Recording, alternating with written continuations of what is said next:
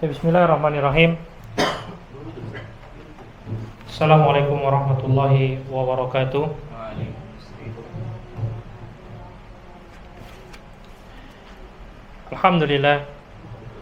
Alhamdulillahi hamdan katsiran thayyiban mubarakan fi kama yuhibbu rabbuna wa yarda.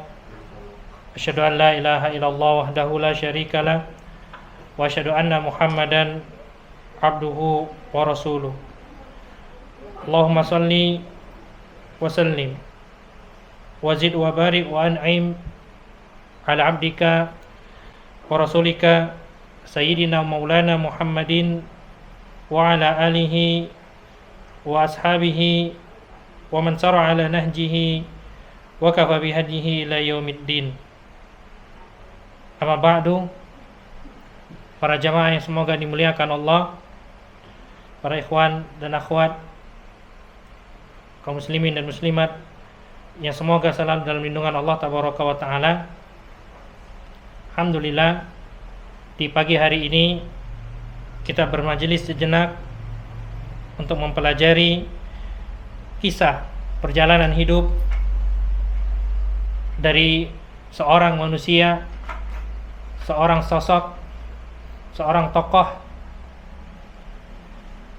di antara manusia-manusia terbaik, bahkan yang paling terbaik yang pernah menginjakkan kakinya di muka bumi ini. Di pagi hari ini kita berbicara tentang fase antara perang Khandaq ya sampai nantinya menjelang perjanjian Hudaybiyah. Ada beberapa peristiwa, ada ini infansi-infansi, ekspedisi-ekspedisi militer, kemudian diutusnya pasukan-pasukan kecil yang bisa kita ambil ibrah dan perjalanan, begitu juga pelajaran di dalamnya. Dimulai dari peristiwa pertama, seharusnya ini ibu-ibu ada proyektor ya, Anda ingin tampilkan materinya, cuman tidak tersedia ya. Baik.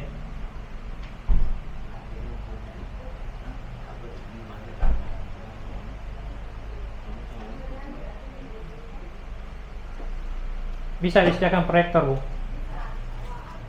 Nah.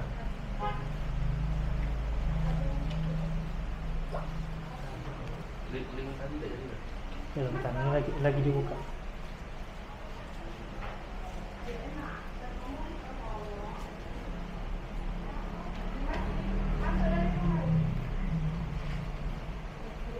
Tapi alatnya nggak ada ya. Alatnya juga belum ada, Bu. Bosan, Bu. Kemarin anak pesan alatnya untuk biar sambung ke HP, tapi katanya belum ya. Nah, next aja, insya Allah. Kalau di buku terjemahan itu di halaman 606 ya. Itu linknya sudah anak request ini, Bambang. Baik. Peristiwa yang pertama adalah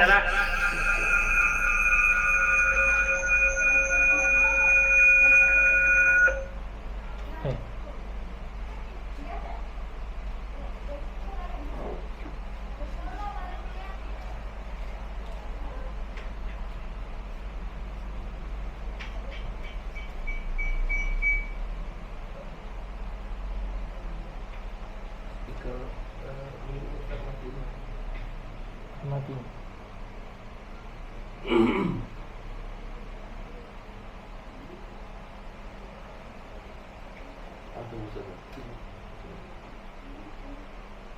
Nggak paham mana nanti ya. Next way. Yang pertama adalah Sariyah Abdullah bin Atiq liqatli Salam bin Abi Huqaiq. Jadi ada peristiwa diutusnya Abdullah bin Atiq ya untuk mengeksekusi Salam bin Abi Huqaiq.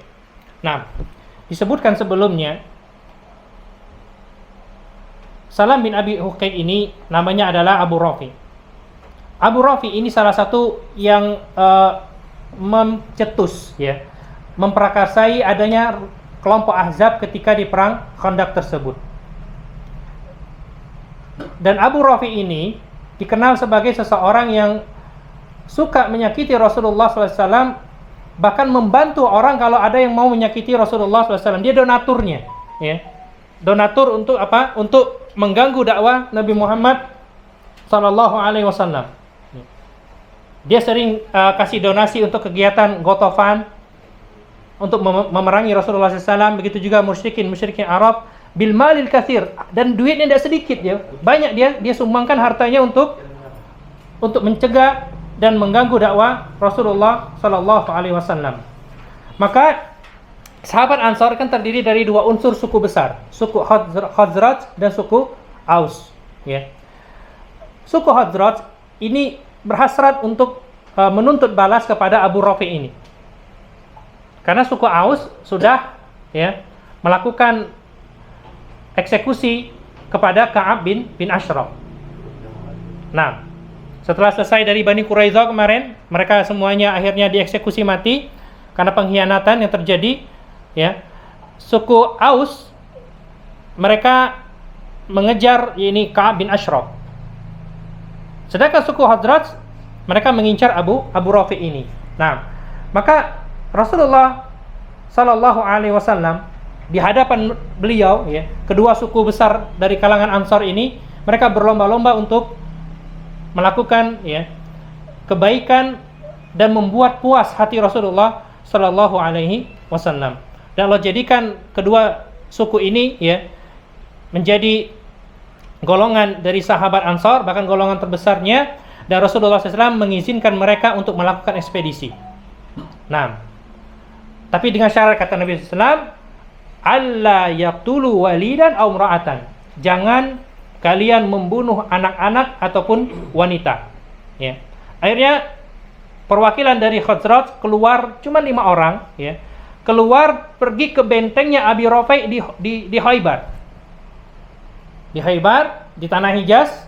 Disitulah mereka berhasil nantinya, ya, mengeksekusi mati Abu Rafi yang telah mengganggu Rasulullah Sallallahu Alaihi Wasallam. Dan Rasulullah memerintahkan yang menjadi pemimpin ekspedisi tersebut adalah Abdullah bin Atik, namanya Abdullah bin Atik, ya. Nah, ceritanya ketika mereka telah dekat ke kampungnya atau bentengnya Abu Rafi ini, matahari telah tenggelam. Kemudian, ya, orang-orang beristirahat. Kata Abdullah bin Atik kepada kawan-kawannya, ijlisu makanakum fa ini muntalikun fa mutallifatun lil bawabil alayya la'alli adkhul. Ya. Kalian tunggu di sini, kata Abdullah bin Atik, ya, kalian tunggu di sini. Aku ingin ke gerbang, ya. Ingin berbincang-bincang di sana, ingin cari kesempatan, siapa tahu aku diizinkan masuk. Ya, masuk ke bentengnya Abu Rafi yang berada di Khaybar. Maka ketika dia sudah dekat dengan gerbang, dia angkat bajunya sedikit, seperti orang mau buang hajat itu. Dan ketika matahari terbenam, gerbang dari bentengnya Abu Rafi itu mau ditutup, ya. Ketika penjaga gerbang mau nutup, mereka melihat Abdullah. Nah, mereka melihat Abdullah, dan kata penjaga mengira ini penghuni benteng, ya. Kata penjaganya, "Ya Abdullah, in kunta turidu an tadkhula fadkhul. La uglik fadakhala," ya. Kalau engkau ingin masuk, karena pintu mau ditutup. Akhirnya dia masuk, pakam mana. Akhirnya Abdullah bin Atik ini sembunyi-sembunyi, ya. Ketika penjaga telah mengunci gerbang tersebut dengan rantainya, Abdullah bin Atik dia pergi diam-diam menuju ke rumahnya Abu Rafi. Ketika dia melewati, ya, beberapa pintu untuk sampai ke rumahnya Abu Rafi, ketika dia sampai di rumah tersebut, rumah tersebut dalam keadaan gelap dan Abu Rafi sedang berada di tengah-tengah keluarganya. Dan dia nggak bisa bedakan mana Abu Rafi, mana istrinya, mana anaknya, karena dia ingat pesan Rasulullah, jangan bunuh anak-anak dan jangan bunuh wanita. Ya. Maka sama Abdullah bin Atik dia panggil, ya Abu Rafi. Dalam rumah itu dipanggil, ya Abu Rafi, sana gelap ya, karena zaman dahulu nggak ada listrik. Faqala man, kata Abu Rafi, siapa? Ya. Maka tanpa banyak omong, Abdullah bin Atik langsung menghunuskan pedangnya ke arah suara tersebut. Nah, tapi kok nggak ada hasil apa-apa kayaknya, ya. Kan kalau terkena sabetan pedang ini atau terhunus pedang ini, orang yang teriak ini nggak ada, ya. Akhirnya dipanggil lagi, ya Abu Rafi.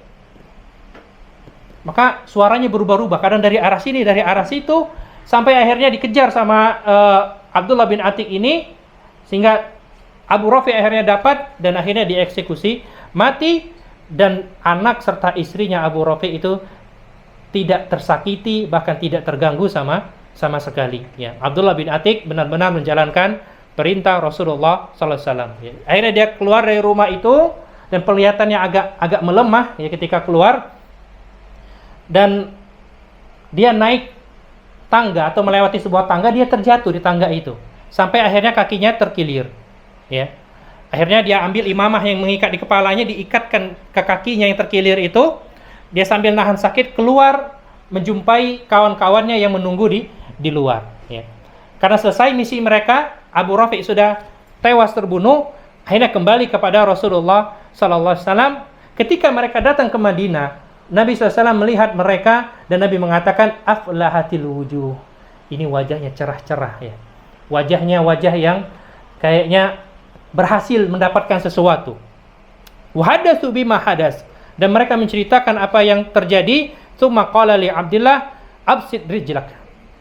Nabi lihat ya kakinya Abdullah bin Atik ini. Kata Nabi, coba bentangkan kakimu. Famasaha sallallahu alaihi wasallam, maka diusap sama Nabi SAW kakinya Abdullah bin Atik.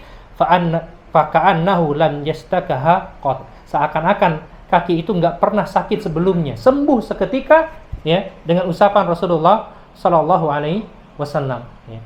Ini diantara barokahnya sentuhan Nabi Sallallahu Alaihi Wasallam, dan betapa indahnya ya Abdullah bin Atik, kakinya disentuh oleh baginda Nabi Sallallahu Alaihi Wasallam dan seketika langsung sembuh. Taib. Peristiwa ini bermacam riwayat menyebutkan, ada yang mengatakan terjadi pada Senin malam, bukan Senin malam, Senin waktu dini hari. Ya, Senin dini hari. Tanggal 4 Zulhijjah. Tanggal 4 Zulhijjah, 46 bulan setelah hijrah. Baik. 46 bulan setelah hijrahnya Nabi sallallahu alaihi wasallam. Berarti 3 tahun 10 bulan. Ya. 3 tahun 10 bulan setelah hijrahnya Nabi sallallahu alaihi wasallam, dan mereka menjalankan misi tersebut selama 10 hari. Dalam riwayat Ibnu Sa'ad dikatakan peristiwa tersebut terjadi di bulan Ramadan ya, tahun ke-6 Hijriyah. Ini riwayat Ibnu Sa'ad, versi Ibnu Sa'ad di 6 Ramadan ya, di bulan Ramadan tahun ke-6 Hijriyah ya. Kalau benar riwayat Ibnu Sa'ad ini berarti mereka 10 hari ya, 10 hari di bulan Ramadan, dan puasa Ramadan sudah disyariatkan di tahun ke-6 Hijriyah itu. Puasa Ramadan ibu-ibu perlu tahu ya, pertama kali disyariatkan itu tahun kedua Hijriyah. Ya ayyuhalladzina amanu kutiba alaikumusiyam kama kutiba alal ladzina min qablikum la'allakum tattaqun. Itu disyariatkan turun pada tahun 2 Hijriyah. Ya. Artinya 4 tahun mereka sudah puasa Ramadan, dan salah satu peristiwa adalah penaklukan benteng Abu Rafi atau Abu Rafi'nya sendiri. Ya. Ini menunjukkan bahwasanya mereka dulu bulan Ramadan bukan beleye-leye, ya, beleha-leha. Bahkan Fatu Mekah, penaklukan kota Mekah nanti kita akan lihat terjadi di bulan Ramadan. Ya. Ini maka jangan kita salah kaprah di bulan Ramadan malah bersantai-santai, beleye-leye misalkan kata orang kita tuh. Nabi SAW dan para sahabatnya melakukan perjalanan Mekah Madinah untuk menaklukkan kota Mekah itu di bulan Ramadan, ya, di bulan Ramadan. Maka tidak benar ya sering disampaikan tidurnya orang puasa itu berpahala, enggak benar. Ya, itu nggak ada hadisnya, itu bukan hadis. Tidurnya orang puasa itu mubah. Ya, tidurnya orang puasa itu mubah, bukan berpahala. Ya, dia berpahala kapan? Kalau diniatkan.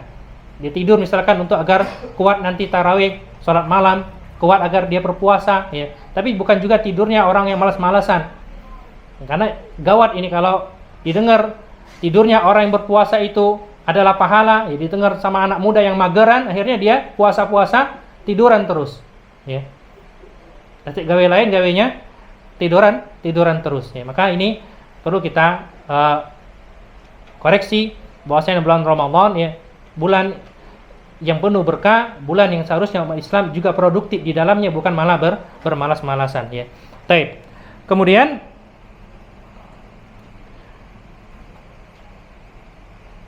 peristiwa kedua antara fase dari perang Khandaq menuju perjanjian Hudaybiyah adalah Syariah Muhammad bin Maslama ila Qurta. Ya. Ekspedisi atau invasi Muhammad bin Maslama ke kabilah Qurta. Nabi SAW mengutus Muhammad bin Maslama ini bersama 30 pasukan kavaleri, ya. 30 pasukan semuanya berkuda. Ya, untuk memerangi siapa? Kabilah Qurta. Siapa kabilah Qurta ini? Hum batnun min Bani Bakar bin Kilab. Mereka adalah sekutu, ya, kelompoknya dari Bani Bakar bin Kilab.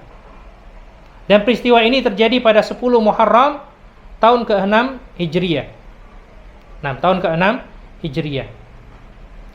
Maka pasukan tersebut berjalan, ya, melintasi siang hari yang terik sampai di sana malam hari, dan mereka pada waktu itu sedang dalam keadaan santai, ya. Akhirnya dikejutkan dengan kedatangan pasukan berkuda 30 orang, ya, dan mereka lari terdiri-diri tak berkutik.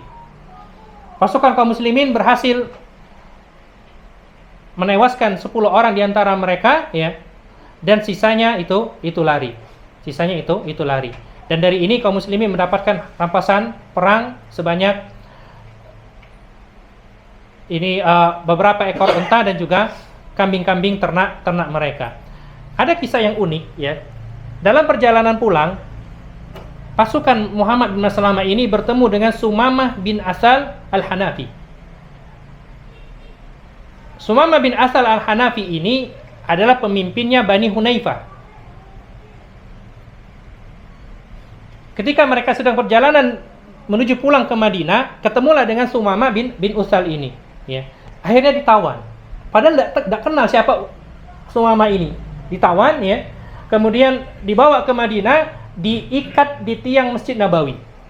Diikat di tiang Masjid Nabawi. Baik, Sumamah ini siapa dia? Harus dengar ceritanya. Dia diikat di tiang Masjid Nabawi. Kemudian Rasulullah SAW keluar dan melihat ma'indak, ya. Apa yang kau punyai untuk menebus dirimu? Qala indi ya Muhammad in taqtulu tuqtal zadamin. Taqtulu zadamin wa in tana'ama ala syakirin. Wahai Muhammad, ya, yang aku punya cuman kalau engkau ingin mengeksekusi mati aku, maka engkau telah mengeksekusi mati orang yang mempunyai kedudukan di tengah-tengah masyarakatnya. Tapi kalau engkau ingin membebaskan aku, kau telah membebaskan seseorang yang tahu rasa terima kasih, yang pandai berterima kasih. Nah, wa in kunta turidul mal fasal tu'ta minhu masyi'ta. Kalau engkau ingin harta, wahai Muhammad, ya, minta berapapun aku kasih. Baik. Fatarakahu Rasulullah SAW hatta kana minal ghad. Tapi Nabi belum jawab, ya. Nabi tinggalkan dulu dia biar kelihatan ikat, ya. Ada penjaganya, dia dikasih makan, dikasih minum. Sampai besok Nabi tanya lagi dengan pertanyaan yang sama, dan Sumamah juga menjawab dengan jawaban yang sama. Akhirnya baginda Nabi SAW memerintahkan untuk dibebaskan, ya. Sumamah bin Utsal dibebaskan. Fantalaqa ila nakhlin qaribin minal masjid.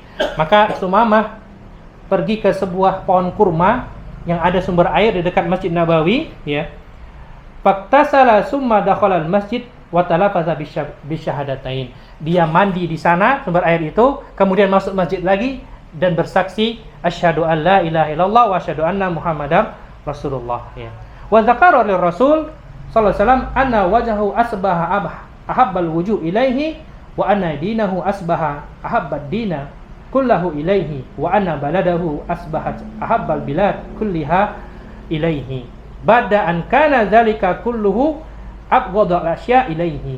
Dan dia katakan sama Nabi SAW, wahai Rasulullah, ya, engkau wajahmu menjadi wajah yang paling aku cintai, agamamu menjadi agama yang paling aku cintai, dan negerimu ini menjadi negeri yang paling aku cintai, padahal sebelumnya aku sangat membenci itu semua.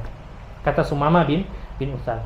Nah, wa qala innahu kana fi tariqihi ila umrah indama usir. Aku tadi ketika ditawan oleh para sahabatmu ini, wahai baginda Nabi SAW, aku tadinya mau umrah, ya. Umrah dan haji syariatnya Nabi Ibrahim. Orang-orang musyrikin sebelum mereka masuk Islam, mereka juga berhaji, mereka juga umrah, ya. Nah, dan umrah dan haji ini juga menjadi syariat kita umat Islam. Jadi dia mau umrah, malah ditahan sama pasukannya siapa? Muhammad bin Maslamah. Fabasyarahu Rasulullah SAW wa adzina lahu bil umrah. Maka Nabi memberikan kabar gembira kepada dia, dan Nabi mempersilahkan dia, silakan pergi umrah. Taib. Ketika dia sampai di Mekah, ya, kan Quraisy masih berkuasa pada waktu itu. Orang-orang Quraisy tanya, ada yang tanya, "Sabauta ya Sumamah? Apakah engkau telah menjadi orang sabiin ya Sumamah?" Ya. Apa sabiin itu? Orang yang meninggalkan ajaran nenek moyang. Maksud dia, apakah engkau telah mengikuti agamanya Muhammad dan meninggalkan ajaran nenek moyangmu? Ya. Apa kata Sumamah? Qala la walakinni aslamtu. Enggak, tapi aku masuk Islam. Ya. Tapi aku masuk Islam. Wa aqsama alla ya'tiyahu minal yamamah habbatan hatta ya'zana fiha Rasulullah SAW. Ya. Kalian ngancam-ngancam aku, kalian jelek-jelekan agama Muhammad. Ingat, ya, aku tidak akan lagi ngirimkan gandum ke Mekah sampai diizinkan oleh Muhammad SAW. Karena orang-orang Quraisy ini gandum mereka itu ngambil dari Sumamah ini. Ya, dia ini pedagang besar gandum dari daerah Yamamah. Ya. Quraisy ini mengimpor gandum dari Yamamah, dan yang megang gandum di sana adalah Sumamah bin Utsal ini. Maka Sumamah melakukan boikot ekonomi lah kepada orang-orang Quraisy. Aku tidak mau lagi kirim gandum kepada kalian sampai diizinkan oleh Muhammad sallallahu alaihi wasallam. Ya. Nah, wa abarra bi qasamihi, dan dia bersumpah dan dia memenuhi sumpahnya tersebut. Akhirnya orang-orang Mekah, bayangkan orang-orang Mekah, mereka merasa kesulitan. Ya. Ketika diboikot secara ekonomi, mereka menulis surat kepada Rasulullah SAW, dan mereka meminta dengan apa? Bukan dengan agama, tapi dengan hubungan rahim. Ya, dengan hubungan rahim, dengan hubungan persaudaraan. Karena Nabi dari Quraisy, mereka juga Quraisy. Ya. Agar Nabi SAW memerintahkan Sumamah untuk mengirim kembali makanan pokok, gandum yang biasa dia kirim ke Mekah. Ya. Akhirnya Nabi SAW mengizinkan hal tersebut, dan gandum kembali diekspor oleh Sumamah ke Mekah. Ya. Nah, tidak sampai di situ. Kisah Sumamah bin Utsal Al-Hanafi ini, ya, dia juga punya peran penting atas keteguhan dalam agama Islam, dia dan orang-orang kampung halamannya ketika terjadi pemurtadan besar-besaran di zaman Khalifah Abu Bakar As-Siddiq. Ya. Sepeninggal Nabi, Abu Bakar naik. Di awal-awal pemerintahan Abu Bakar, ya, subhanallah, ujiannya sangat berat. Banyak orang murtad, banyak orang nggak mau bayar zakat. Tapi tidak dengan Sumamah dan kaumnya.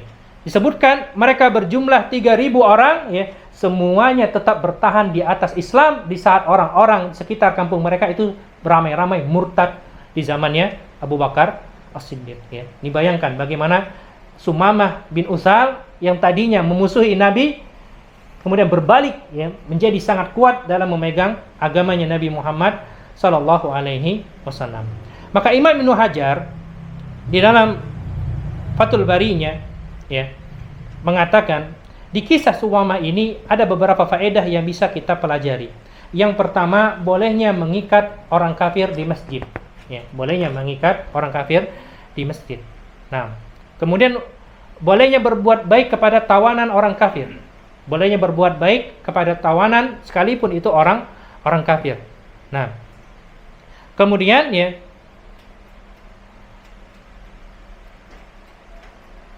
dari kisah tersebut diajarkan betapa agungnya perbuatan memaafkan keburukan orang lain.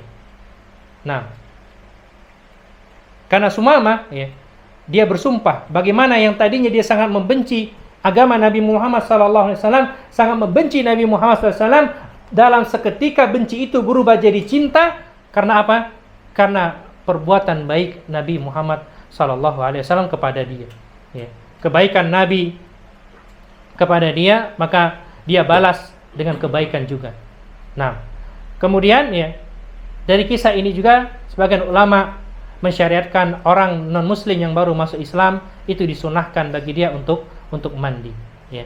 Diperintahkan bagi dia untuk mandi besar. Taib. Kemudian ya, perbuatan baik itu akan menghilangkan kebencian dan menumbuhkan rasa cinta di antara kita. Kisah Sumamah itu jadi buktinya.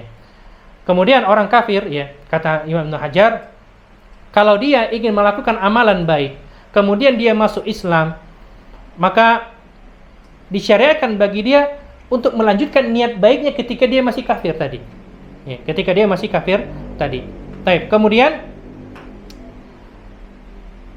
bagaimana sikap lembut Nabi SAW kepada para tawanan yang diharapkan keislamannya.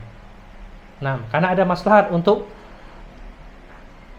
agama Islam dan untuk kaum muslimin ya, apalagi kalau yang ditawan itu adalah tokoh yang berpengaruh di tengah-tengah masyarakatnya, maka sangat-sangat besar maslahatnya kalau kita berbuat baik kepada dia. Buktinya ketika dia masuk Islam ya, Sumamah dan 3.000 orang yang berada di kampungnya itu tetap bertahan dengan keislamannya, walaupun ramai-ramai setelah itu orang-orang pergi murtad ya, meninggalkan agama Islam. Kemudian ya, Nabi juga mengirim beberapa ekspedisi ya, beberapa pasukan-pasukan kecil ke negeri-negeri kufar ya, dan di antara pasukan itu ada yang berhasil menawan orang-orang kafir ya, dan memberikan pilihan kepada mereka apakah mau dijadikan tawanan ya, ataukah dieksekusi mati, ataukah mereka masuk Islam dalam keadaan darah dan harta mereka dilindungi. Ini kisah pasukan Muhammad bin Maslamah.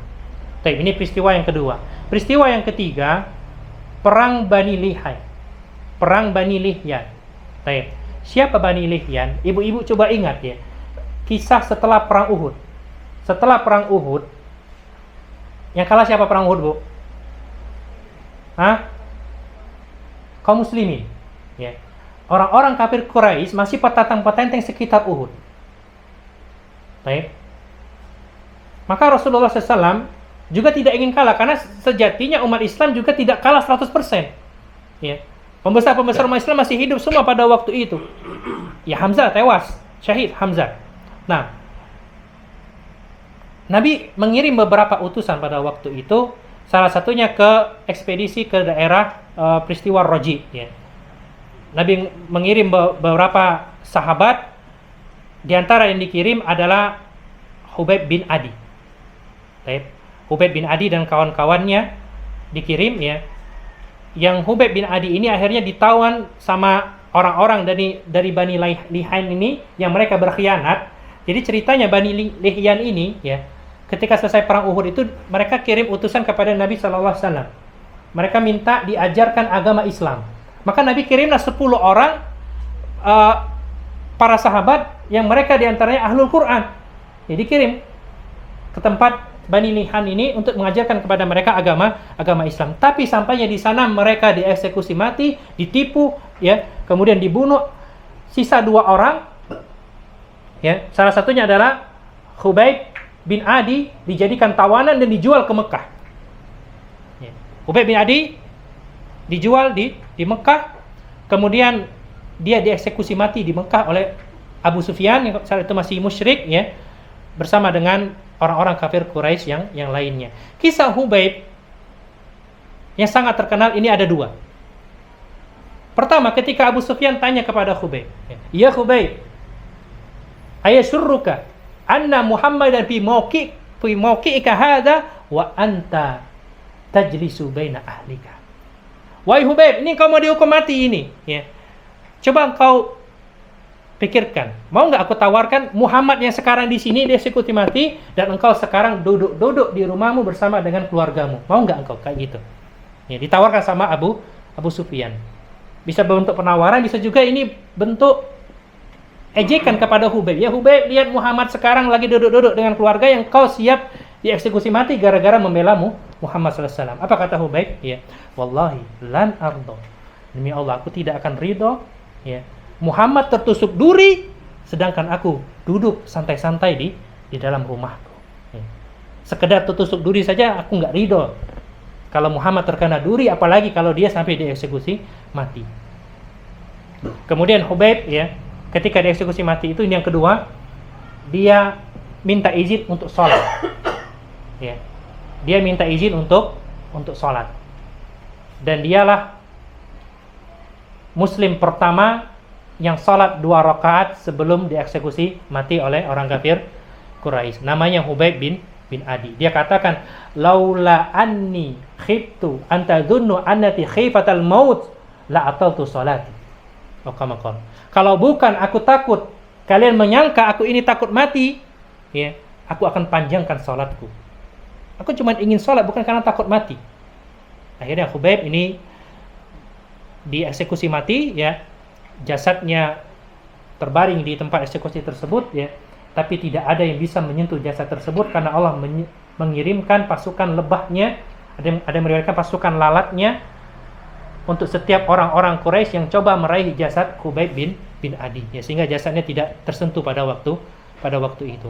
Nah, perang ke Bani Lihyan, ya, ini dilakukan dalam rangka untuk menuntut balas atas perlakuan mereka kepada para sahabat Nabi ketika peristiwa setelah Uhud, ya. Kemudian juga, ya, baginda Nabi SAW ingin menunjukkan kekuatan umat Islam. Ketika perang Ahzab, orang-orang Quraisy mentalnya turun jatuh, ya. Kemudian, ya, ini waktu yang tepat kata Nabi SAW untuk menuntut balas kepada Bani Lihyan. Akhirnya Nabi mengutus 200 orang sahabat. 200 orang sahabat pada Jumadil awal, ya, tahun ke-6 Hijriah, dan Nabi menggunakan tipu daya kamuflase dalam peperangan. Jadi seolah-olah ingin pergi ke Syam, tapi sebenarnya nggak ke Syam. Nabi ingin menyerang daerah Bani Lihyan, ya.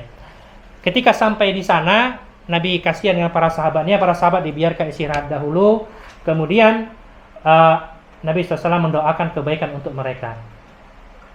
Ketika mereka sampai di dekat daerah Bani Lihyan, ya, kedatangan mereka tercium. Maka Bani Lihyan, ya, mereka lari ke atas gunung, nah, dan falam yakdir minhum ala ahadin, tidak ada satupun yang ditemukan di antara mereka ketika kaum muslimin masuk ke daerah mereka, ya. Fasara ila Usfan fa ba'atha farisaini ila qura'il ghamim. Maka pasukan meneruskan perjalanan ke daerah Gusfan, ya, dan mengutus 2 orang kavaleri, pasukan berkuda, ya, untuk mendengar mata-matai kabar orang-orang Quraisy dari daerah Qura' Ghamim. Nah, sekaligus juga untuk menunjukkan kekuatan kepada orang-orang Quraisy. Ketika sampai di daerah Gusfan, mereka bertemu dengan sekelompok orang-orang musyrikin yang dipimpin oleh Khalid bin Walid. Nah, jadi mereka berada di daerah Gusfan. Orang-orang musyrikin yang dipimpin oleh Khalid bin Walid pada waktu itu juga mengendus kedatangan mereka dan mengecek langsung ke Gusfan, ya. Khalid bin Walid bersama pasukannya mendapati mereka sedang sholat asar bersama dengan Nabi SAW, dan riwayat ini sedang sholat zuhur. Kata orang-orang musyrikin, qad kanu ala halin law asabna minhum qarabhum. Ya. Mereka sedang sholat. Kalau kita serang sekarang, ini kesempatan baik, ya, kesempatan emas, ya. Kemudian kata orang kafir Quraisy yang lain, ta'ti alaihim salatan hiya abu ilaihim min abnaihim wa anfusihim. mereka itu kalau sholat ya, sholat mereka itu lebih mereka cintai daripada anak-anak mereka, bahkan lebih mereka cintai dari jiwa mereka sendiri ya. Artinya lagi sholat, kalau diserang sudah habis pasukan itu, maka Allah mengutus malaikat Jibril menurunkan wahyu kepada Nabi SAW, surat An-Nisa ayat 100, 102, dan surat An-Nisa ayat 102 ini adalah syariat sholat khauf ya. Sholat khauf adalah sholat yang terjadi ketika suasana genting, suasana sedang peperangan ya. An-Nisa 100, 102. Ibu bisa lihat artinya atau terjemahannya di buku terjemahan tersebut ya. Dan sholat khauf salah satu tata caranya adalah sholatnya dibagi dua pasukan ya. Imam sholat bersama dengan pasukan pertama, rakaat pertama. Sholatnya dikosor, cuma 2 rakaat. Selesai imam dari rakaat pertama ya, ketika bangkit rakaat kedua, imam menunggu. Menunggu apa? Menunggu kelompok yang pertama sholat ini mereka menyelesaikan sholat sendiri seperti orang-orang masbuk. Seperti orang-orang masbuk, selesai kelompok pertama sholat mereka salam, gantian ya. Gantian mereka yang jaga, kelompok kedua datang ke belakang imam. Ketika kelompok kedua sudah masuk ke dalam shaf ya, maka imam sholat dengan kelompok yang kedua. Imam rakaat kedua, kelompok pertama rakaat 1 ya. Kemudian ketika mau salam, imam bisa salam duluan, kemudian kelompok kedua itu melanjutkan sholat seperti orang masbuk, atau imam menunggu untuk salam bersama. Ini salah satu tata cara sholat ketika terjadi peperangan. Jadi ada pasukan yang jaga, ada pasukan yang sholat. Yang jaga itu bergantian nanti dengan yang sholat. Baik. Dan ini sholat khauf pertama yang dikerjakan oleh baginda Nabi SAW bersama dengan para sahabatnya. Terjadi tahun 6 Hijriah dengan turunnya surah An-Nisa ayat 106. Ada yang mengatakan ini di bulan Jumadil Awal, ada yang mengatakan ini di Rabiul Awal. Baik. Kemudian kalau di buku Ana ya, itu langsung ke ekspedisi Zaid bin Harisa ke daerah Is. Nah, di buku terjemahan ada beberapa peristiwa di situ. Coba tolong dibaca dulu yang punya bukunya.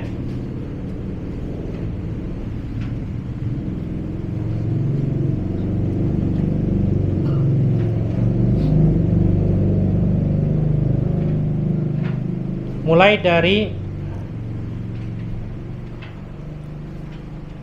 ekspedisi militer Uqasyah bin Mihsan ke wilayah Gomer. Nah, silakan yang punya buku dibaca. Ekspedisi militer Uqasyah bin Mihsan ke wilayah Gomer. Rasulullah SAW mengutus Uqasyah bin Mihsan yang membawa 40 personil ke wilayah Gomer. Peristiwa ini terjadi pada bulan Rabiul Awal atau Rabiul Akhir tahun 6 Hijriah. Mereka berjalan dengan sangat cepat. Namun, apabila Allah mencium adanya ini sehingga mereka segera melakukannya. Sesampainya di tujuan, Uqasyah berhenti di salah satu sumber air. Mereka lalu mengutus beberapa orang untuk memburu mereka. Satuan ini berangkat dan menangkap setiap orang yang mereka temui untuk dijadikan petunjuk jalan. Hasilnya, mereka pulang ke Madinah dengan membawa 200 ekor unta milik kabilah Gomer. Iya, jadi ekspedisi militer yang dipimpin oleh Uqasyah bin Mihsan ke daerah Gomer ya. Kemudian ada ekspedisi militer Muhammad bin Maslamah ke Zilqasas ya. Kalau tadi yang kita baca tadi di mana? Yang sebelumnya Muhammad bin Maslamah di daerah kabilah Qurta. Sekarang Muhammad bin Maslamah ke Zilqasas. Baik, akan dibaca. Pada bulan Rabiul Akhir tahun ke-6 Hijriah, Rasulullah SAW mengutus Muhammad ibn Maslamah bersama 10 orang sahabat menuju ke tempat Bani Sa'labah atau Uwais, bagian dari Bani Sa'labah. Mendengar kedatangan pasukan muslimin, orang-orang Bani Sa'labah segera bersembunyi. Mereka tak kunjung memperhatikan diri sehingga Muhammad bin Maslamah dan para sahabatnya tertidur lama lagi. Pada saat mereka terlelap, Bani Sa'labah menyerang mereka tanpa ampun. Baik, cukup ya. Jadi ekspedisi di daerah Zilqasas ini ternyata mendapatkan kekalahan. Muhammad bin Maslamah mendapatkan kekalahan, ya.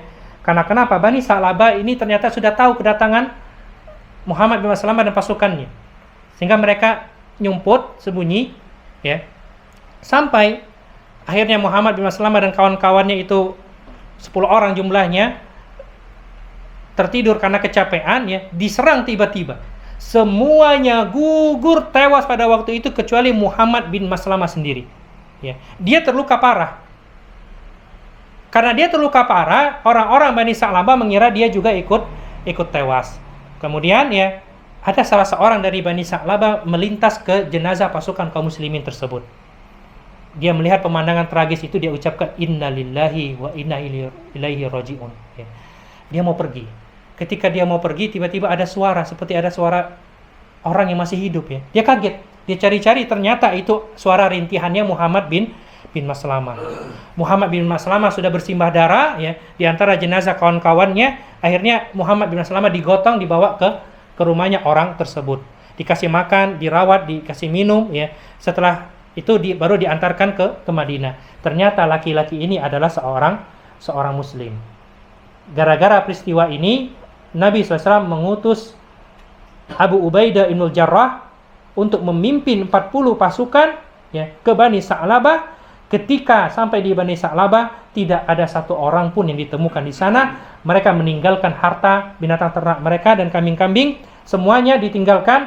Akhirnya pasukan tersebut hanya membawa harta-harta tersebut ke Madinah tanpa menemukan Bani Sa'labah satu orang pun, ya, karena mereka sudah ketakutan dengan pasukannya siapa? Abu Ubaidah ibn Jarrah. Baik, kemudian ekspedisi militer Zaid bin Harisah ke Bani Sulaim. Baik, fadhal.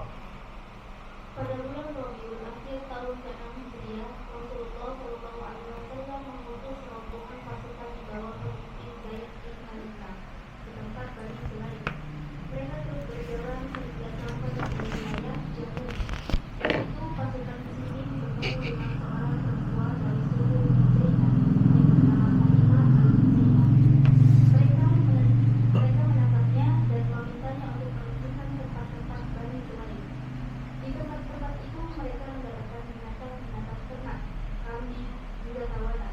Seorang di antara tawanan-tawanan tersebut adalah suami Halimah sendiri. Ketika Zaid kembali ke Madinah dengan membawa seluruh harta rampasan perang, termasuk para tawanan, Rasulullah SAW memberi Halimah hadiah berupa kebebasan dirinya dari suaminya. Ya, ekspedisi militer ke Bani Sulaim, ya, di Jamum ini juga tidak terjadi peperangan, hanya mendapatkan beberapa ghanimah, kemudian tawanan-tawanan perang. Nah, kisah yang ada di buku versi bahasa Arabnya adalah Sariyah Zaid bin Harisah ke daerah Al-Ais, ya. Sariyah Zaid bin Harisah ke daerah Al-Ais. Anda bacakan. Rasulullah SAW mengutus pada bulan Jumadal Awal tahun ke-6 Hijriyah, mengutus sebanyak 170 pasukan penunggang kuda. Tujuannya apa? Untuk mengambil atau menghadang orang-orang Quraisy yang baru pulang dari perdagangan ini dari Syam, ya, untuk mengambil harta mereka karena mereka telah mengambil harta kaum Muhajirin di Mekah. Jadi sebagai gantinya harta mereka balik dagang itu diambil sama kaum muslimin, ya. Akhirnya kaum muslimin mendapati rombongan kafilah dagang tersebut dan mereka mendapatkan harta yang banyak dari situ. Didapatkan pada waktu itu banyak perak milik Safwan bin Umayyah. Masih musyrik pada waktu itu, Safwan bin Umayyah. Kemudian banyak juga tawanan-tawanan yang ditahan ketika di daerah Ir. Di antaranya adalah Abul As bin Ar-Rabi. Abul As bin Ar-Rabi siapa ibu-ibu? Kenal tak? Dia masuk Islam nantinya. Termasuk Safwan bin Umayyah juga masuk Islam. Abul As bin Ar-Rabi ini adalah menantunya Nabi sallallahu alaihi wasallam. Dia mempersunting dan menikahi putri Nabi yang bernama siapa? Zainab bintu Rasulullah sallallahu alaihi wasallam, putri sulungnya Nabi sallallahu alaihi wasallam. Tahu kisahnya, Bu? Tahu kisah cinta Zainab dengan suaminya? Kisah cinta yang dipisahkan oleh iman dan disatukan kembali oleh keimanan, ya. Di sini disebutkan kisahnya secara ringkas. Nanti anak akan sebutkan yang belum disebutkan. Anak minta baca dulu versi bahasa Indonesia. Tafadhol. Nah, ya. Sesampainya di Madinah, Abu Bakar lupa perlindungan kepada istrinya Zainab. Rasulullah mengajukan jaminan keamanan yang diminta oleh Zainab dan mengembalikan semua harta yang dirampas oleh Abu Al. Setelah dibebaskan, Abu Al pulang ke Makkah dan menyerahkan seluruh harta tahlilah yang dibawanya kepada pemiliknya masing-masing. Setelah itu, ia mengucapkan 2 kalimat syahadat, berkata kepada orang-orang Makkah, tidak ada yang dapat mencegahku untuk tinggal di Madinah, kecuali aku takut kalian menyangka aku masuk Islam dengan membawa harta Allah. Setelah menyelesaikan kata-katanya, Abu Al kembali ke Madinah. Selanjutnya, Rasulullah SAW mengembalikan Zainab kepadanya dengan akad pernikahan pertama, tidak memperbarui pernikahan. Baik, ya ini ingin agak panjang di sini. Jadi Rasulullah SAW itu menikahkan putri sulungnya Zainab bintu Muhammad SAW ya kepada Abul As bin Ar-Rabi sebelum dia menjadi Nabi dan Rasul. Ya. Ketika Muhammad SAW menjadi Nabi dan Rasul, orang-orang Quraisy ingin membuat sedih hati Nabi SAW. Karena putri Nabi yang kedua yaitu Ruqayyah itu dinikahkan dengan Utbah bin Abi Lahab. Jadi dinikahkan dengan sepupunya sendiri, ya. Utbah bin Abi Lahab. Orang-orang Quraisy bilang, ayo kita bikin sedih Muhammad dengan kita ceraikan, pisahkan anak-anak kita dari pernikahannya kepada putri-putri Muhammad, ya. Akhirnya Utbah menceraikan istrinya, dan Utbah menjadi salah seorang yang sangat membenci Nabi SAW, bahkan memerangi dakwah Nabi SAW, yang Nabi akhirnya mendoakan untuk Utbah ini, Allahumma sallit alaika min asadika, ya Allah, kuasakan ya untukmu dari singa-singamu untuk Utbah ini.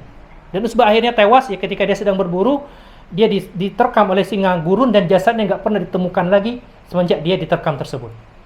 Ya. Adapun menantu beliau yang pertama, yaitu Abul As bin Rabi, dia tetap dalam agama kemusyrikannya, ya, tetap dalam keadaan musyrik. Bahkan ketika perang Badar, Abul As berada di pihak kaum musyrikin, ya, sedangkan baginda Nabi SAW berada di pihak kaum muslimin. Dan pada waktu itu belum turun pelarangan pernikahan beda agama antara muslimah dengan non-muslim. Ya, statusnya masih suami Zainab.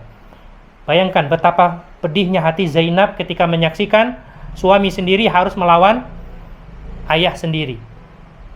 Baik. Singkat cerita, di perang Badar, siapa yang menang perang pertama? Kaum muslimin. Ya. Banyak tawanan dari perang Badar. Salah satu yang ditawan adalah Abul As bin Ar-Rabi. Jadi Abul As ini 2 kali ditawan. Ya. Tahun pertama Hijriyah dia ditawan setelah perang Badar, kemudian tahun ke-6 dia ditawan gara-gara pulang dari perdagangan. Ya. Nah, ketika dia ditawan jadi tawanan perang Badar, dia negosiasi dengan baginda Nabi SAW, dan Zainab mendengar kabar suaminya itu ditawan. Ya. Zainab mengutus seseorang untuk mengirimkan kalung miliknya untuk menebus suaminya tersebut. Ya. Ketika sampai utusan Zainab kepada Nabi SAW, dilihat tebusannya tersebut, Nabi tahu ini kalungnya Zainab. Karena kenapa? Kalung itu pemberian Khadijah, hadiah pernikahannya Zainab. Dan Nabi langsung mengenali kalung tersebut. Ya. Nabi kasihan kepada putrinya, maka Nabi membebaskan Abul As dan Nabi mengembalikan kalung tersebut. Tapi Nabi minta syarat kepada Abul As. Ya. Engkau tolong kirimkan Zainab kepadaku lagi. Tolong kirimkan Zainab kepadaku lagi. Ya. Akhirnya Abul As pulang ke Mekah. Ketika dia sampai di Mekah, ya, Zainab gembira. Tapi apa kata Abul As? Ya, al-yaum firaq. Ya. Pada hari ini akan terjadi perpisahan lagi. Padahal baru senang suaminya pulang ya. Tapi hari ini akan terjadi perpisahan lagi. Lastu akhruj walakinnal anti takhrujin. Bukan aku yang akan pergi, tapi engkau yang akan pergi. Kenapa? Li'anna abaki talaba minni an astarji'aki ilaihi. Karena bapakmu, ayahmu telah meminta kepadaku untuk mengirimkanmu kembali kepadanya. Ya. Maka Abul As memenuhi janjinya kepada Nabi SAW. Dia kirimkan Zainab, cuman dia tidak bisa menemani Zainab ke Madinah. Ya. Dia perintahkan adiknya Amr bin Rabi' untuk menjadi penjaga Zainab selama perjalanan menuju ke Madinah. Ya. Tapi sampai keluar kota Mekah, dia dicegat oleh orang-orang Quraisy. Orang-orang Quraisy tahu itu Zainab, ya. Maka mereka mulai mengancam, mulai mendekat, ingin meneror Zainab dan Amr bin Ar-Rabi'. Ya. Kata Amr bin Rabi' mulai mengambil panahnya. Ya. Dia arahkan panah ke orang-orang Quraisy. Ya. La yadnu minha ahadun illa romaitu romati ya ila unuqah atau kama qala. Siapa yang berani mendekati Zainab ya, maka anak panah ini akan menebus lehernya. Ini orang-orang Quraisy menahan. Ya. Mereka negosiasi dengan Amr bin Ar-Rabi'.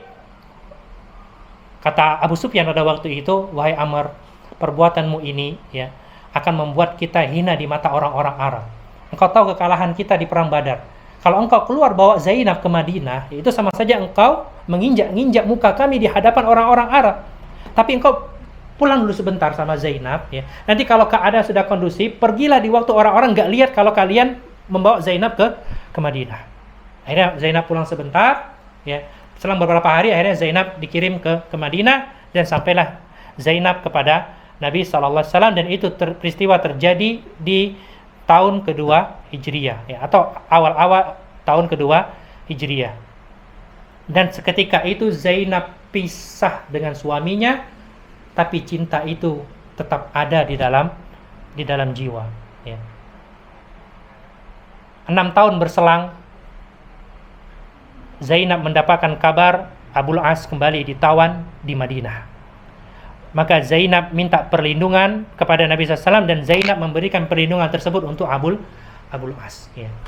Maka Nabi mengatakan selepas sholat subuh ya, Zainab kan waktu subuh dia keluar, ayuhan nas inni Zainab bintu Muhammad. Wahai manusia, ketahuilah aku adalah Zainab bintu Muhammad. Pada hari ini aku memberikan perlindunganku kepada Abul As bin Rabi', maka lindungilah dia, jagalah darah dia. Jangan kalian ambil darah dan hartanya. Ya, maka Nabi SAW mengatakan, ya, boleh aku nggak tahu kalau itu Zainab dan dia akan berbuat seperti itu, dan sesungguhnya nggak apa-apa seorang Muslim melindungi kerabatnya, ya, atau seorang dari orang-orang kafir dalam perlindungannya, walaupun dia hanya rakyat biasa, nggak mesti putri Nabi. Baik. Akhirnya, ya, karena perlindungan Zainab, Abul As dibebaskan di tahun ke-6 Hijriah ini. Dibebaskan dan dibawa bersamanya harta-hartanya. Ketika sampai di Mekah, Abul As bagikan semua harta milik kafilah dagangnya, ya, bahkan tidak tersisa satu wadah minum pun, melainkan dibalikkan kepada pemiliknya. Setelah selesai, Abul As bertanya, ya ma'syarul Quraisy, hal baqiya alayya min amwalakum syai'an? Wahai orang-orang Quraisy, ada nggak harta kalian yang belum aku tunaikan? Minta sekarang ya. Kata orang-orang Quraisy, qad wafaita, kau telah menunaikan semuanya. Maka yang terjadi apa? Abul As mengatakan perkataan yang dibaca oleh pembaca tadi. Apa kata Abul As ya? Wa ma mana'ani an aqima bil Madinah illa an khasitu an tazunnu anni aslamtu li an athba bil ladzi lakum. Aku sebenarnya pengen masuk Islam ketika di Madinah. Tapi ya, aku urungkan niat itu, dan aku urungkan niat untuk tinggal di Madinah agar kalian tidak menyangka aku masuk Islam karena ingin menguasai harta kalian. Sekarang harta kalian sudah aku balikkan. Fa anni asyhadu an la ilaha illallah wa asyhadu anna Muhammadar Rasulullah. Maka aku sudah bersaksi sekarang tiada Tuhan yang berhak disembah kecuali Allah, dan Muhammad adalah utusan Allah. Maka Abul As kembali ke Madinah, dan pernikahannya dikembalikan oleh Nabi SAW. Zainab berkumpul kembali dengan suaminya Abul As bin Ar-Rabi' ya. Nah, ini kisah cintanya, tak lekang oleh waktu, disatukan oleh iman dan dipisahkan oleh iman ya. semenjak peristiwa itu, ya, semenjak ada pelarangan muslimah menikah dengan non muslim, maka Zainab berpisah dengan suaminya. Ketika Abul As masuk Islam, maka pernikahan itu disatukan kembali oleh baginda Nabi SAW. Keluarga itu berkumpul kembali. Zainab dan Abul As punya 2 orang anak. Tapi punya 2 orang anak. Anak yang pertama bernama Sumamah bin Abul As. Sumamah ini yang ketika Nabi lagi sholat, ya, ini bukan anak pertama, anak kedua ini, ya. Sumamah ini ketika Nabi lagi sholat, ya, Nabi gendong Sumamah ini. Jadi ketika ruku cucunya ditaruh, ya, ketika sujud cucunya ditaruh, ketika tegak digendong lagi. Ya, kisah Nabi sholat bawa anak kecil adalah anaknya siapa? Anaknya Zainab dari suaminya Abul Az, dan itu satu-satunya suaminya Zainab. Ya. Kenapa Nabi suka bawa Sumamah? Karena Zainab ini meninggal tepat 1 tahun setelah suaminya balik. Ya, jadi ketika penaklukan kota Mekah, ya, mereka itu 1 tahun itu berkumpul di sana, tahun ke-8 Hijriah. Tahun ke-9 Hijriah, Zainab meninggal dunia. Ya, yang peristiwanya ibu-ibu sering baca mungkin kalau masalah pengurusan jenazah, ya. Kaum wanita memandikan jenazah putrinya Rasulullah SAW dengan apa? Dengan daun bidara dan air. Itu hadisnya yang dimandikan adalah siapa? Zainab putrinya Rasulullah Sallallahu Alaihi Wasallam. Makanya Nabi sepeninggal Zainab sering bawa Sumamah karena kasihan maknya udah katik lagi. Ya. Baik. Sumamah ini ketika dia dewasa, ketika dia sudah balik, dia dinikahi oleh Ali bin Abi Thalib sepeninggal Fatimah bintu Muhammad radhiyallahu taala anhu. Ya, Zainab ini anak sulung Nabi SAW. Sepeninggal Khadijah, dia menggantikan peran Khadijah untuk mengurus adik-adiknya. Bahkan Fatimah menganggap Zainab ini seperti al-ummu shaghirah, ibunda kecil, ya. Karena saking rajinnya dia ngurus anak-anaknya, bantu ngurus saudari-saudarinya, bantu pekerjaan rumah di rumahnya Nabi sallallahu alaihi wasallam. Putri yang berbakti, ya, Zainab bintu Muhammad sallallahu alaihi wasallam. Dan anak keduanya yang bernama Ali, anak pertamanya bernama Ali bin Abil As, ya. Ini meninggal ketika masih bayi. Ketika Ali bin Abil As ini sekarat, Zainab kirim utusan kepada Nabi SAW, ya, mengabarkan bahwasanya putranya mau meninggal dunia. Apa kata Nabi SAW? Ya, kullaha inna lillahi ma'a'ta walahu ma'akhad wa kullu indahu ila ajali musamma. Wahai utusan Zainab, tolong katakan kepada Zainab, sesungguhnya milik Allah lah apa yang Allah ambil, dan kepunyaan Allah lah apa yang Allah beri, dan semuanya ada ajal yang menantinya pada waktunya masing-masing. Fal tasbir wa tahtasib, hendaklah Zainab bersabar dan mengharapkan pahala dari Allah tabaraka wa taala. Akhirnya ketika bayi itu meninggal atau anak itu meninggal, ya, utusan itu datang lagi kepada Rasulullah SAW dan mengabarkan bahwasanya anak itu sudah meninggal. Maka Nabi ke rumah Zainab, ya, Nabi lihat anak tersebut, Nabi peluk dengan dadanya, dipeluk sama baginda Nabi SAW, ya. Dan Nabi bersama para sahabat pada waktu itu, salah satunya adalah Sa'ad bin Mu'adz kalau nggak salah, ya. Nabi peluk Ali bin Abil As, ya, dan Nabi menangis. Sallallahu alaihi wasallam, Nabi menangis ketika memeluk cucunya tersebut. Apa kata Sa'ad pada waktu itu? Ya Rasulullah, anta tabki wa anta Rasulullah. Engkau menangis sedangkan engkau adalah utusan Allah. Innama abki rahmatan laha. Tangisanku ini karena kasih sayang kepadanya. Ya. Nabi menangis ketika cucunya Ali bin Abil As itu meninggal dunia. Nah, karena kasih sayang yang dimiliki oleh baginda Nabi SAW, dan ini natural, ya. Tangisan ketika ditinggal orang-orang terkasih ini sesuatu yang normal, sesuatu yang natural, dan itu sesuatu yang tidak terlarang. Nabi pun menangis, ya, ketika cucunya meninggal, ketika putranya meninggal, baginda Nabi SAW menangis, ya. Ini kisah cinta antara Abul As dan juga Zainab dan bagaimana keluarga mereka. Ibu, bapak, dan kedua anaknya ada kisahnya dalam hadis-hadis Nabi dan bisa dijadikan pelajaran untuk kita semua, ya. Jadi kalau ibu-ibu ditanya siapa Abul As bin Rabi', dialah suaminya Zainab bintu Muhammadin SAW. Cinta sejatinya Zainab, cinta pertama dan terakhirnya Zainab setelah ayahnya baginda Nabi Sallallahu Alaihi Wasallam. Kisah cinta sejati yang dia dipisahkan oleh keimanan dan disatukan kembali oleh keimanan, ya. Dan ini menjadi bukti bahwasanya muslimah tidak boleh menikah dengan non muslim, ya, apapun agamanya. Buktinya apa? Abul As dipisahkan oleh baginda Nabi SAW, tapi ketika suaminya masuk Islam, ya, maka pernikahan itu bisa dilanjutkan selagi masa iddahnya masih ada. Masa iddahnya masih ada.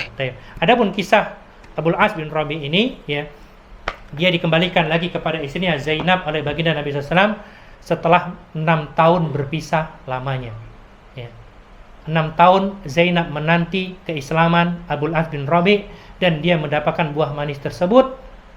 1 tahun setelah itu dia meninggal dunia. Radhiyallahu taala anhum ajma'in, dan sallallahu ala nabiyina Muhammad, ya, semoga Allah merahmati dan memberkahi mereka semuanya, dan semoga Allah mengumpulkan kita bersama keluarga Nabi sallallahu alaihi wasallam. Ya, ini bisa Anda sampaikan pada pagi hari ini. Kalau ada diskusi silakan ibu-ibu, ya. Enggak mesti materi yang berkaitan dengan pelajaran kita sekarang, ya. Boleh diskusi dengan masalah lain, begitu juga para ikhwan yang ada di sini. Baik, silakan kalau ada bahan diskusi.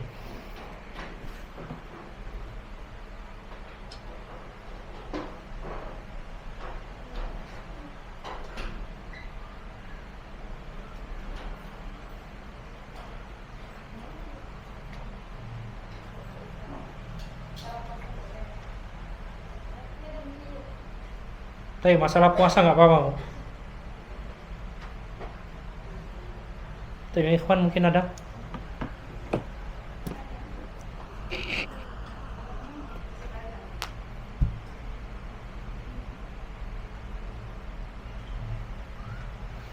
Assalamualaikum warahmatullahi wabarakatuh. Assalamualaikum warahmatullahi wabarakatuh.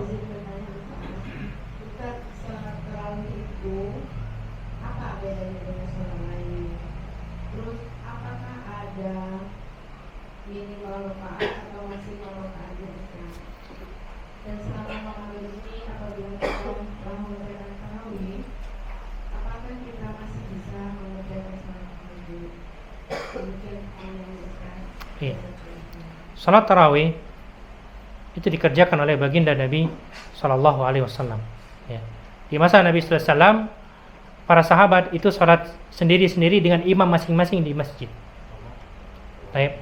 Kemudian ketika zaman Umar bin Khattab radhiyallahu taala anhu, Umar memandang alangkah baiknya kalau kelompok-kelompok yang berjamaah ini disatukan dengan satu imam dalam satu masjid.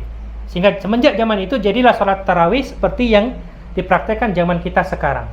Berarti Umar berbuat bid'ah seperti itu, kan? Ini yang dikehendaki oleh sebagian orang-orang ketika mengingkari perkara bid'ah. Nah, maka kita katakan Umar bin Khattab radhiyallahu taala anhu, ya, dan Khulafaur Rasyidin secara umum itu sudah ada legalisasinya dari baginda Nabi sallallahu alaihi wasallam. Apa kata Nabi sallallahu alaihi wasallam? Fa'alaikum bisunnati wa sunnati khulafa'ir rasyidin al-mahdiyyin min ba'di. Wajib bagi kalian berpegang teguh dengan sunnahku dan sunnahnya khulafa'ur rasyidin sepeninggalku. Terlebih lagi salat tarawih itu bukan Umar yang menciptakan, bukan Umar yang mengajarkan, Umar hanya mengumpulkan dalam satu imam saja. Salat tarawih sudah dikerjakan di zaman Nabi sallallahu alaihi wasallam. Minimal rakaatnya apakah ada? Ya, umumnya di tengah-tengah masyarakat itu kan 8, ya. Witirnya 3. Kalau di 2 Masjidil Haram, 2 tanah suci itu, kalau tarawihnya saja itu 5 kali salam, berarti 10 rakaat dengan witir 3 rakaat, berarti 13 rakaat, ya. Kemudian ada yang 23 rakaat, ada yang 20, ya, belum dengan witirnya. Ini bervariasi. Ala kulli hal salatul lail masna dalam hadis riwayat Aisyah, ya. Salat malam itu 2 rakaat, 2 rakaat.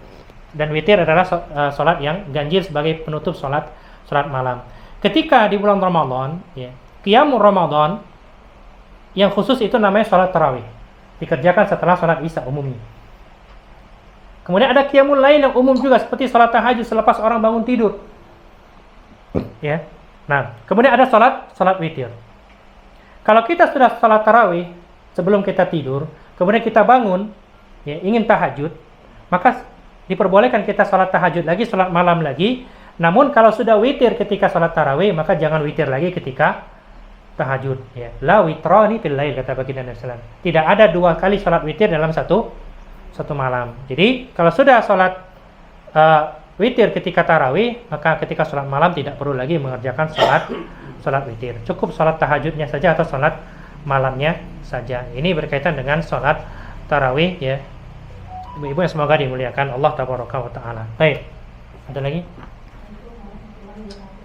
Waalaikumsalam.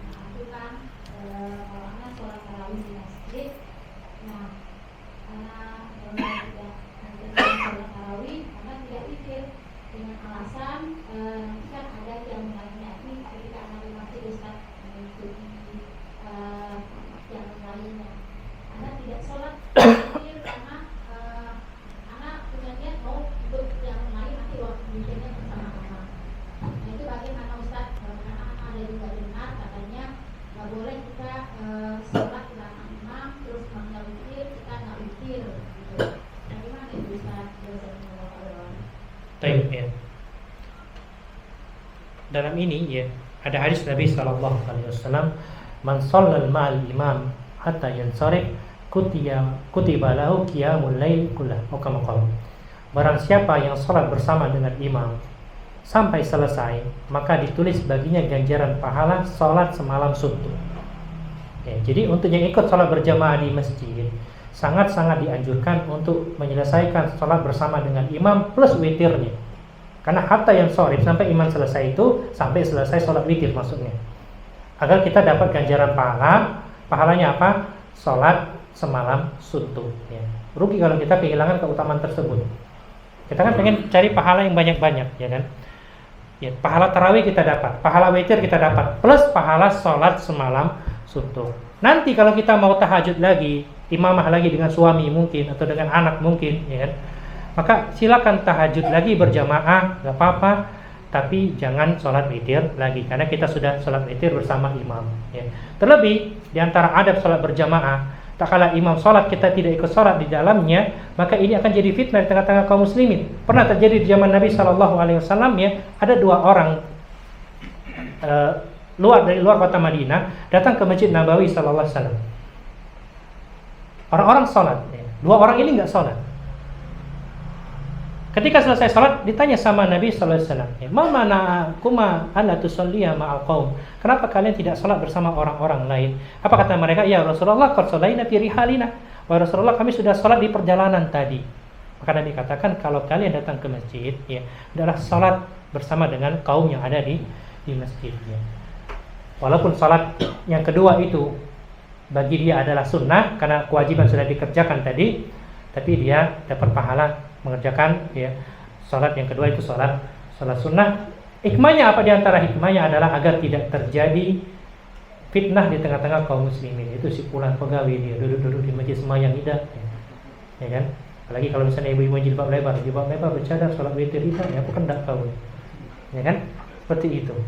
Ya, jadi Ana sangat mengharapkan yang ikut salat di masjid itu salat berjamaah bersama dengan imam di masjid. Karena masyarakat umum ini terkadang mereka nggak tahu, ya, bahwasannya hal seperti itu. Misalkan kalau tadi jelas-jelas makruh pertanyaan tadi, ya, nggak diperbolehkan. Pernah kami suatu saat safar, ya, suatu daerah, kami menjamak sholat. Jamak itu sholat maghrib, ya, kami langsung sholat isya. Nah, kebetulan itu di dusun nenek kami langsung jamak, ya. Namanya sholat malam kan dijahar. Selesai sholat, ya, adalah keluarga yang bilang, ya, tadi kalian sholat apa? Kok sholat lagi? Seolah-olah tidak terima dengan sholat maghrib bersama dengan imam. Ya, maka ada jelaskan, ini sholat yang kedua itu namanya sholat jamaah. Kami sedang safar, maka kami menjamak sholat isya. Nanti waktu isya kami tidak sholat lagi. Nah, itu ibu-ibu kalau mau tahu tentang orang umum itu seperti itu, ya. Itu perkara yang mubah. Apalagi kalau dilakukan tadi perkara yang mungkin bisa dikatakan makruh, ya, ketika orang sholat kita tidak ikut sholat, maka sebaiknya ikut witir bersama dengan imam. Wallahu a'lam bishawab. Nah, baik, nah.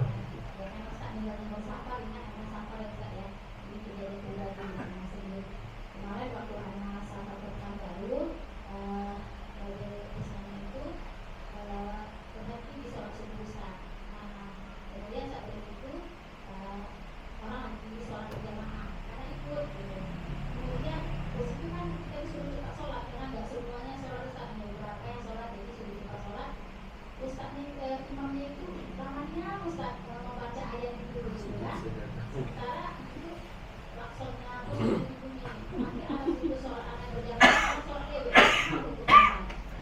Baik, ya, jadi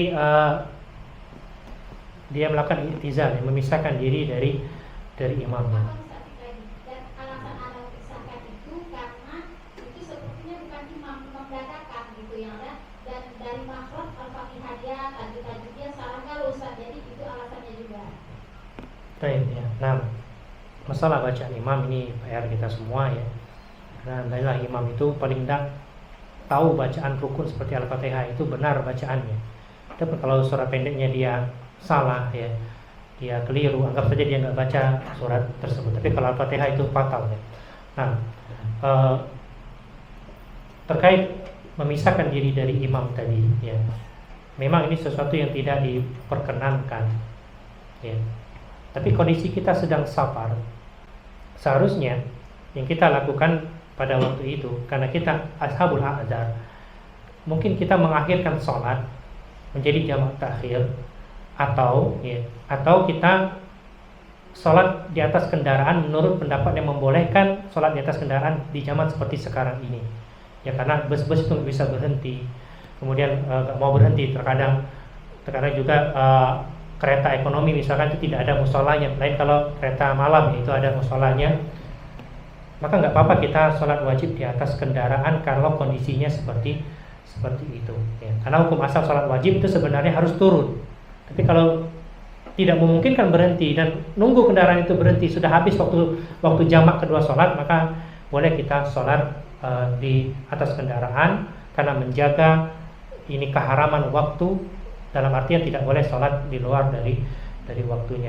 Adapun yang dilakukan tadi i'tizal dari imam, mudah-mudahan itu termasuk uzur yang diperbolehkan ya, dan sholatnya hendaklah disempurnakan. Sudah sempurna belum sholat tadi? Sendiri ya, disempurnakan sendiri ya.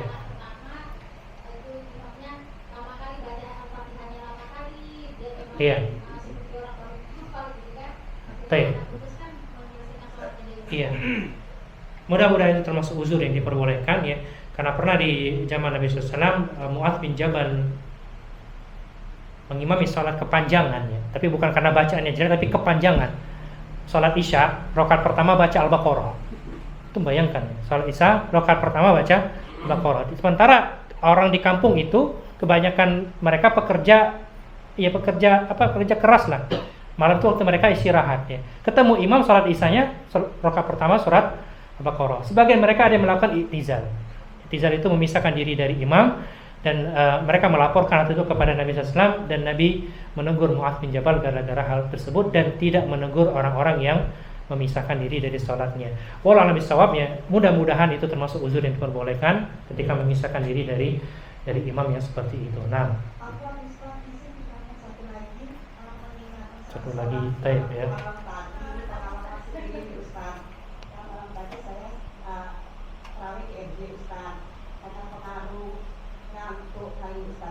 Jadi saya itu, perasaan saya waktu sholat itu terawih yang terakhir itu Ustaz ya. Enggak, maksud saya paginya saya pikir itu witir Ustaz ya. Ternyata saya sudah punya sholat witir ya Ustaz, tapi ternyata itu baru sholat terawih yang ke-8 kenapa rakaat. Nah. Gimana itu Ustaz saya menjadinya? Tapi setelah itu sholat terawih, sholat witir saya ikut sholat witir lagi ya. Jadi gimana itu yang Iya. saya yang paginya gitu Ustaz. Iya, baik. Berarti ibu tadi malam gara-gara ngantuk sholat tarawihnya 6 rakaat, witirnya 5 rakaat. Ya, witirnya 5 rakaat, dan itu boleh ya, karena bolehnya perbedaan niat antara imam dan makmum asalkan jenis sholatnya itu rakaatnya sama, tidak berbeda, dan sama-sama derajatnya sholat sunnah. Ya, boleh ya, sah sholatnya. Dan tadi malam itu berarti dianggap tarawih 6 rakaat. Sebenarnya bukan tarawih ya, karena sebagian ulama, jumhur ulama bahkan membahas, dikatakan tarawih itu kalau jumlah rakaatnya itu 20-an. Makanya Imam Syafi'i berpendapat rakaat tarawih itu 20 rakaat, dan 20 rakaat itu bacanya panjang, bukan kulhu galau. ada masjid ya, salat 20 rakaat bacanya kulhu kalau. Ya. Ini salah kaprah juga. Jadi bacaannya panjang-panjang. Nah, kemudian seiring berkembangnya zaman, para ulama beristihad salat 8 rakaat tapi bacaannya lebih dipanjangkan lagi sehingga dari sisi panjangnya salat itu sama dengan yang 20 rakaat ya kan, seperti itu. Nah, jadi penamaan tarawih yang rakaatnya kurang dari 10 rakaat itu kurang tepat menurut sebagian ulama ya. Itu tapi walaupun kurang tepat penamaan tarawihnya tapi bisa dikatakan itu termasuk qiyamul Ramadan. Ya, mendirikan salat malam di bulan Ramadan yang masuk dalam hadis man qama ramadhana imanan wa ihtisaban ghufira lahu ma taqaddama min dzanbi. Barang siapa yang menghidupkan malam dengan salat di bulan Ramadan, maka diampuni dosa-dosanya yang telah lalu ya. Jadi masih dapat qiyamnya, masih dapat witirnya. Jadi qiyam Ramadannya 6, witirnya 5 rakaat tadi malam, dan itu sah ya Ibu ya. Sah itu. Karena kenapa? Innamal a'malu binniyat. Amalan itu tergantung niatnya. Ya, amalan itu tergantung niatnya. Yang fatal Ibu, yang fatal kalau kita sholat Isya niatnya tarawih. Nah, itu baru fatal. Ya, karena sholat wajib tidak bisa digantikan dengan sholat sunnah ya. Wallahu a'lam bishawab. Karena itu sama-sama sunnah maka sah sholatnya. Jazakumullah khairan. Demikian majelis kita pada pagi hari ini. Mudah-mudahan bisa memberikan manfaat kepada kita semuanya, dan Allah berikan taufik kepada kita untuk terus bisa bermajelis ya, untuk terus bisa belajar agama kita sampai nanti Allah menentukan ajal kita, memanggil kita untuk menghadapnya di sisinya. Demikian kita akhiri majelis kita. Subhanakallahumma wa bihamdika asyhadu an la ilaha illa anta astaghfiruka wa atubu ilaik. Assalamualaikum warahmatullahi wabarakatuh.